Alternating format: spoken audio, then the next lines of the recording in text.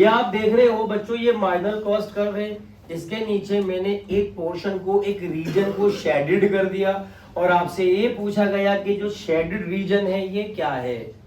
तो मैं बोलता हूं अंडर एरिया मार्जिनल कॉस्ट, जो मार्जिनल कॉस्ट के अंडर एरिया होता है, जो शेडेड रीजन हम दिखा रहे हैं, वो बराबर होता है टोटल वेरिएबल कॉस्ट के।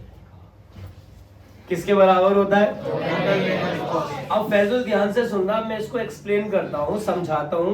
शायद ये समझना आपके लिए पहली और आखिरी बार होगा, क्योंकि इसमें बुक में कहीं लिखा हुआ ही नहीं है, टीआरजी में तो लिखा हुआ ही नहीं है। किसी बुक में होगा तो मेरे सामने भी नहीं आया, बड़ी मुश्किलों से इस कॉन्सेप्ट को निकाला गया है। एक क्वेश्चन मेरे सामने आया कि मार्जिनल कॉस्ट के नीचे का जो शेडेड रीजन है वो कौन सी कॉस्ट है। पता लग गया टोटल वेरिएबल कॉस्ट है, इतना बच्चों को बता देंगे, बच्चे के ओके सर याद रखेंगे। लेकिन अगर डिस्क्राइब करने के लिए आगे तो कैसे करेंगे, जरा ध्यान से सुनना।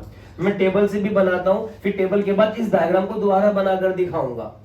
देखिए यहां पर हमने क्वांटिटी ली 1 2 3 4 5, जीरो से स्टार्ट नहीं करी, क्योंकि ना तो टीवीसी का संबंध जीरो से होता है, ना मार्जिनल कॉस्ट का संबंध जीरो से होता है। यहाँ पर हमने टीवीसी ले ली और यहाँ पर हमने एमसी ले ली, मार्जिनल कॉस्ट और टोटल वेरिएबल कॉस्ट ले लिया। अब जरा ध्यान से सुनना बच्चों, अगर मान लो टीवीसी है 10 18 34 38 42, ऐसी था बेटे, ऐसी था बच्चों।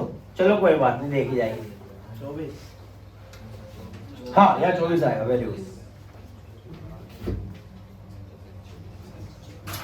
10 18 24 28 ऐसी है बच्चों। अब हम मार्जिनल कॉस्ट की बात करते हैं। हमने मार्जिनल कॉस्ट कैसे निकाली थी? यहाँ पे 10 आ गया, लेट हो गया था यार।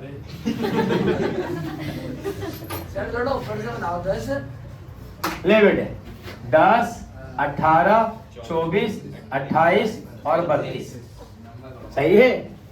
अब हम मार्जिनल कॉस्ट की बात करते हैं। तो मार्जिनल कॉस्ट अभी तक हमने ऐसे तो कैलकुलेट किया था 10 8 6 4 और 4।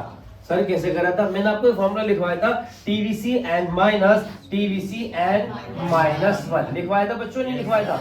यानी हमने टोटल वेरिएबल कॉस्ट को मार्जिनल कॉस्ट की सहायता से निकाला था। लेकिन अगर किसी वजह से मार्जिनल कॉस्ट की सहायता से टोटल वेरिएबल कॉस्ट निकालनी पड़ जाए तो बेटा हम क्या करेंगे, जरा मुझे बताना। पहले वाली तो 10 आ जाएगी, आएगी नहीं आएगी? उसके बाद नेक्स्ट वाली ऐड करेंगे, यानी 10 प्लस 8 बराबर 18। उसके बाद हम इसको ऐड करेंगे 10 प्लस 8 प्लस 6 बराबर 24। अब बिल्कुल ऐसे ही करते चले जाएंगे 28 एंड 32। बेटा ऐसे करते चले जाएंगे ना।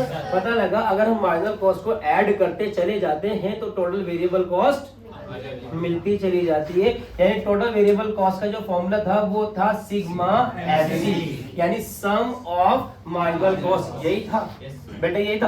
अब जरा इस डायग्राम के हिसाब से मैं आपको सॉल्व करके दिखाता हूँ डायग्राम किस तरह अंदर वाले रीजन को टोटल वेरिएबल कॉस्ट कहता है। देखिए ये OY एक्सिस है, ये OX एक्सिस है, कोई दिक्कत नहीं, दिक्कत ना। और ये हमारी मार्जिनल कॉस्ट है, कुछ ऐसा ही है। मार्जिनल कॉस्ट यहाँ पर 10 है, यहाँ पर 8 है, यहाँ पर 6 है, यहाँ पर 4 है, ऐसी है बच्चों, कोई दिक्कत? चलो ये आपकी मार्जिन टोटल कॉस्ट कितनी आ गई? 10 आ गई। टोटल वेरिएबल कॉस्ट कितनी आ गई? 10, पहले बराबर है। अब टोटल वेरिएबल कॉस्ट मुझे किसकी निकालनी हो? सेकंड लेवल की।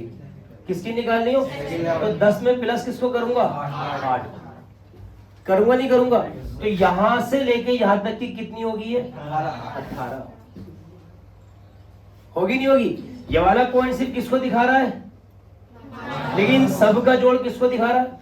यानी अगर मुझे थर्ड क्वांटिटी की क्या निकालनी हो, टोटल वेरिएबल कॉस्ट, तो यहां से लेकर इसको भी लूंगा, इसको भी लूंगा, इसको भी लूंगा, इसके नीचे के पूरे एरिया को लूंगा ही लूंगा। ऐसे यहाँ पर फोर्थ क्वांटिटी की निकालनी हो टोटल वेरिएबल कॉस्ट, तो यहां से भी लेना पड़ेगा। तो मार्जिनल कॉस्ट के नीचे का जितना भी शेडेड रीजन होता है वो मार्जिनल कॉस्ट के जोड़ को दिखाता है, और मार्जिनल कॉस्ट का जो जोड़ होता है वो किसके बराबर होता है? इसलिए ये शेडेड रीजन किसको दिखा रहा है? आंसर